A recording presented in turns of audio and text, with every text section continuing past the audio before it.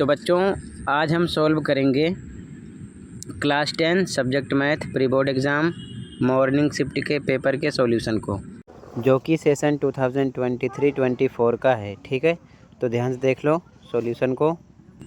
First question में LCM निकालना था। ठीक है, इंग्लिश में देखो क्या निकालना था, एलसीएम। तो सॉल्यूशन देखो, डायरेक्ट फॉर्मूला लगा देते, एलसीएम बराबर A गुणे B बटे में HCF।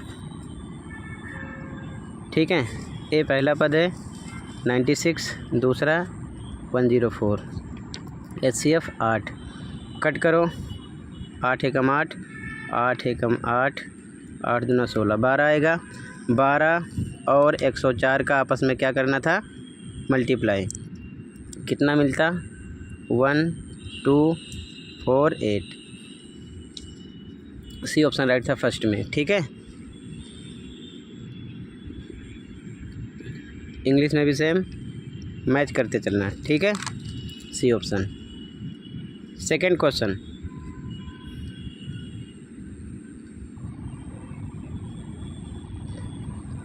यहाँ पर बहुपद ax² + bx - c के शून्यकों का गुणनफल निकालना है। ठीक है, तो देखो ए पर क्या आपका, ए पर ए है, बी पर बी है, सी पर -c है, यहाँ से देखना। ठीक है, तो गुणनफल यानी कि प्रोडक्ट फॉर्मूला होता है C/A। वैल्यू रखो, सी पर -c है, -c, ए पर ए है, यही आपका आंसर है। ठीक, -c/A, बी ऑप्शन राइट है। सेकंड में अगला क्वेश्चन थर्ड, द्विघात समीकरण 3x² - 6x + 1 = 0 का विविक्त कर है। सॉल्यूशन देखो ध्यान से।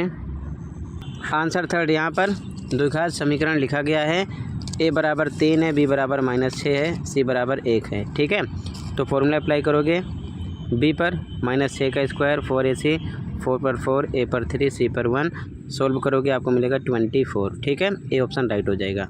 अगला, the following pair of linear equation है, कौन सा ऑप्शन यहाँ पर राइट होगा, हिंदी में देख लो। करा कि निम्नलिखित रैखिक समीकरण युग्म के हल हैं, कौन सा हल होगा। सॉल्यूशन देखो, अगर हम a1/a2 करेंगे तो आपको मिलेगा 2/6 मतलब 1/2 आ गया। b1/b2 करोगे तो 3/-9 होगा, मतलब कि 3 1 3 -3 हो गया। c1/c2 करोगे तो -7/15 हो जाएगा। तो कहने का मतलब तीनों एक दूसरे के इक्वल नहीं हो रहे हैं। तो यहाँ पर कंडीशन है a1/a2 is not equal to b1/b2। जब भी ऐसी कंडीशन होती है तो हम डी ऑप्शन लेंगे, केवल एक हल। ठीक है, 4 में आपका डी ऑप्शन हो जाएगा, ओनली वन सॉल्यूशन। आगे देखो 5 क्वेश्चन,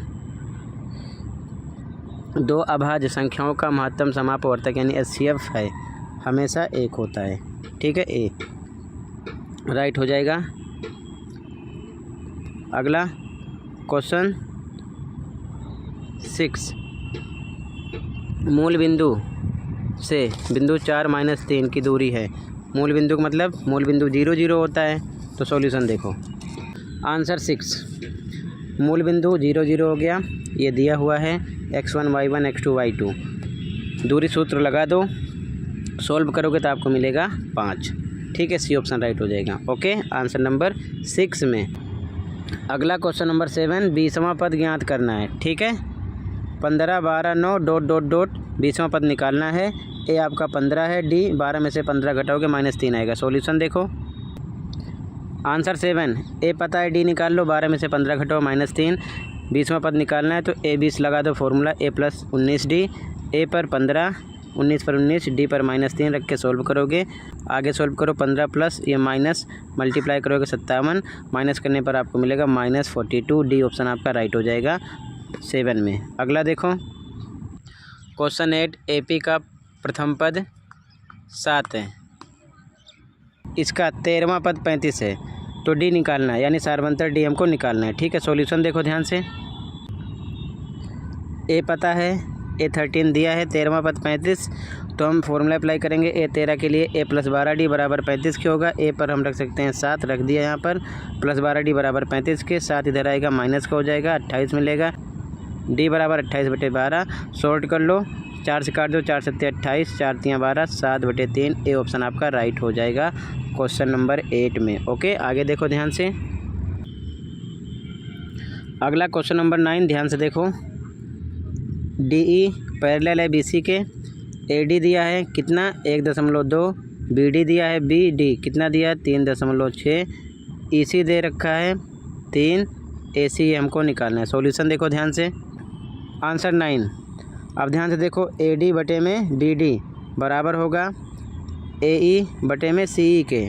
क्यों? क्योंकि DE समांतर है BC के। ठीक है, वैल्यू रख दो। AD पर 1.2, BD पर 3.6, इधर AE पर x मान लेते हैं, EC 3 है, क्रॉस मल्टीप्लाई करोगे, सोल्व करोगे 1 आ जाएगा। ठीक है, अब हमको निकालना है AC, इतना दिया है 3, x आपका आ गया 1, तो 3 में 1 मिला दोगे, कितना आ जाएगा 4। ठीक है, B आ जाएगा ऑप्शन। ठीक है, अगला तो क्वेश्चन नंबर 9 में B ऑप्शन राइट हो जाएगा। ठीक है, आगे देखो ध्यान से। इंग्लिश मीडियम में भी सेम 5 6 7 8 9 सेम ऑप्शन चूज़ करना है। ठीक है, अगला क्वेश्चन 10, दोनों त्रिभुज समरूप हैं तो C का मान निकालना है। सॉल्यूशन देखो ध्यान से। आंसर नंबर 10, दोनों त्रिभुज में देखो समरूप हैं, तो स्टार्टिंग वाला AD के इक्वल होगा, यहाँ पर लिखा गया, ये 47 दिया, दोनों 47 को जाएंगे।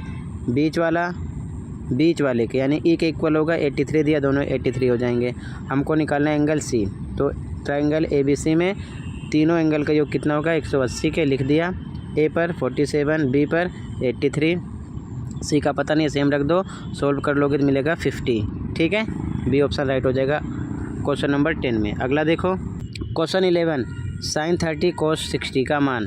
तो sin 30 1/2 होता है, इंटू लगा दो बीच में, cos 60 भी 1/2 होता है, सोल्व करो, 1 1 जा 1, 2 2 जा 4, 1/4। ए ऑप्शन राइट हो जाएगा 11 में। ठीक है, सिंपल क्वेश्चन था। आगे क्वेश्चन नंबर 12, एक वृत्त की अधिकतम स्पर्श रेखाएं हो सकती हैं तो अपरिमित रूप से अनेक। ठीक है, वृत्त है, कई स्पर्श रेखाएं हो सकती हैं, समझ गए, ये चीज़ ध्यान में रखना। डी ऑप्शन राइट होगा। अगला 5 मीटर लंबी छड़ी की छाया 2 मीटर लंबी है, उसी समय 12.5 मीटर ऊंचे पेड़ की छाया की लंबाई मीटर में क्या होगी। सॉल्यूशन देखो। आंसर 13, 5 मीटर लंबी छड़ी की छाया 2 मीटर है, इस प्रकार ट्रायंगल बना लेंगे।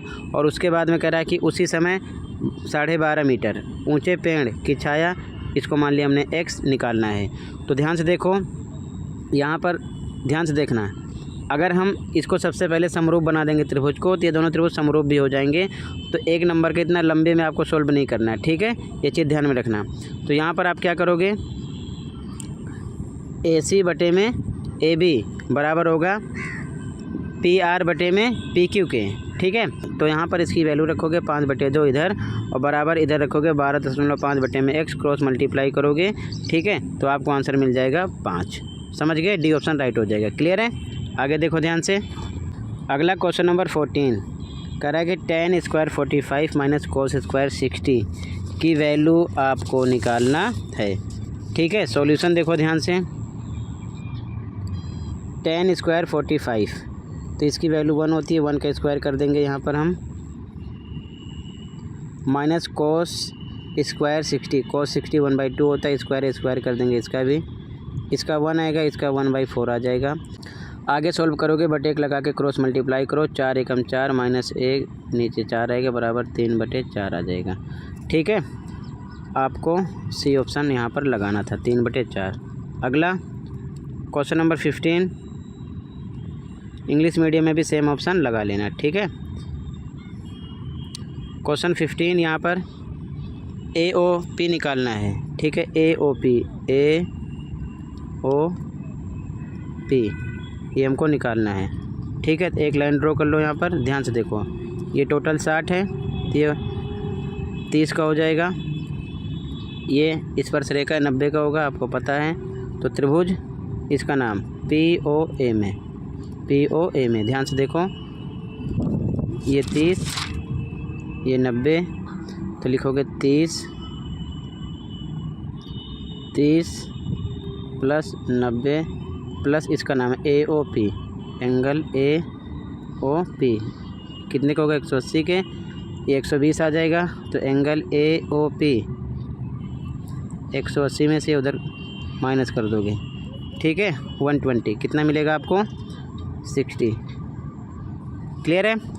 ये क्वेश्चन आपने असेसमेंट में कई बार कर रखा है और क्वेश्चन ऑफ द डे की वर्कशीट में भी, ठीक है। तो इसमें आपको ऑप्शन डी लगाना था 60। अगला क्वेश्चन नंबर 16, हमको PE नहीं होने की निकालना है।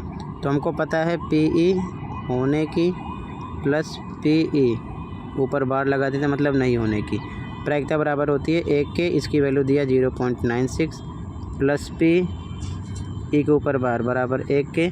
तो जो हमको ना होने की निकालना है उसमें से जाएगा इधर 0.96 माइनस हो जाएगा, आपको मिलेगा 0.04, ठीक है। ये आपका सी ऑप्शन राइट हो जाएगा यहाँ पर, ठीक है। क्लियर है? सी ऑप्शन राइट हो जाएगा। आगे देखो ध्यान से, क्वेश्चन नंबर 17। क्वेश्चन नंबर 17, निम्न बंटन के लिए बहुलक वर्ग है। तो देखो बारंबारता यानी कि फ्रीक्वेंसी में देखो हाईएस्ट नंबर क्या है? हाईएस्ट नंबर है 8। तो 8 के सामने जो वर्ग अंतराल है वही आपका आंसर हो जाएगा 30 से 40। सी ऑप्शन राइट हो जाएगा। अगला क्वेश्चन नंबर 18, एक बेलन जिसकी त्रिज्या R दिया है और ऊंचाई h दिया है, 3 और 14 सेंटीमीटर है, वक्र पृष्ठीय क्षेत्रफल निकालना है। तो ध्यान से देखो, बेलन का वक्र पृष्ठीय क्षेत्रफल क्या होता है?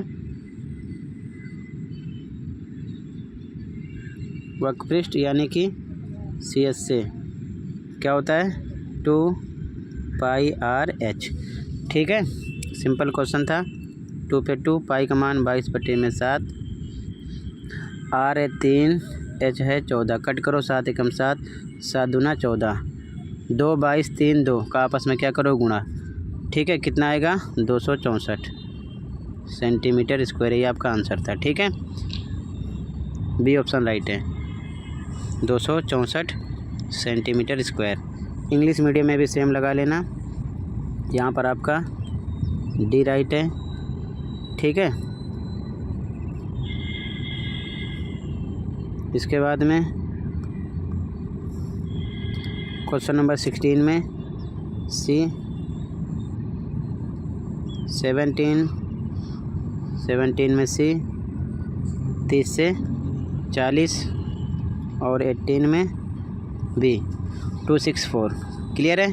तो टोटल मैंने 1 to 18 क्वेश्चन डिस्कस किया। बाकी कंप्लीट पेपर के आंसर के लिए चैनल पर विजिट करो, मैंने अपलोड कर दिया है। क्वेश्चन पेपर के साथ सॉल्यूशन देखकर प्रैक्टिस कर सकते हो तो कर लेना। मिलते हैं अगली वीडियो में, और सभी पेपर के सॉल्यूशन के लिए भी कमेंट को चेक कर लेना, अपलोड है। ओके।